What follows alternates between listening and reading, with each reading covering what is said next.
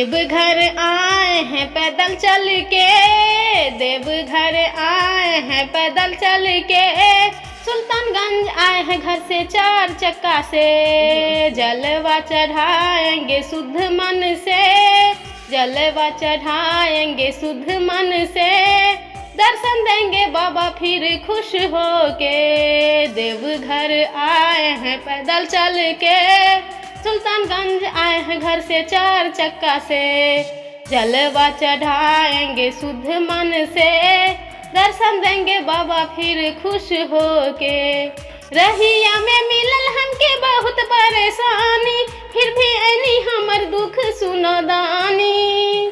रहिया में मिलल हमके बहुत परेशानी, फिर भी ऐनी हमर दुख सुनो दानी। जानी ना हम जप तप बानी अज्ञानी, खाली हम पूजा तानी तोहरा के दानी। सुन लीही बिनती एगो दुखिया के, सुन लीही बिनती एगो दुखिया के, जलवा चढ़ाएंगे शुद्ध मन से। देवघर आए हैं पैदल चल के, सुल्तानगंज आए हैं घर से चार चक्का से। तोहर हम भक्त बानी तोहरे बानी दासी, दुखे खाली मिलल बाटे सुख के हई प्यासी।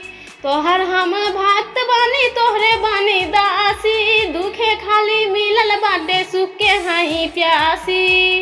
असरा लगा के ऐनी तोहरा दुआरी, मुँह जानी फेरा बाबा हाथ जोड़ कहतानी।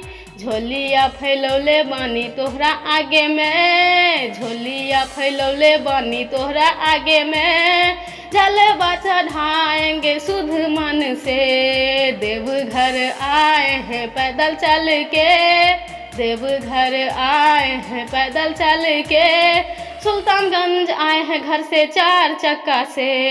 नैना से बहे हमरा गंगा जैसे पानी, मनवा जपेला हरदम बम बम भोला दानी। नैना से बहे हमरा गंगा जैसे पानी, मनवा जपेला हरदम बम बम भोला दानी। कितना सुनाई तोहके अपना कहानी, रउआ तो सबे हमर बात जानतानी। विनती करेली दुर्गा हाथ जोड़ के, विनती करेली दुर्गा हाथ जोड़ के, जलवा चढ़ाएंगे शुद्ध मन से।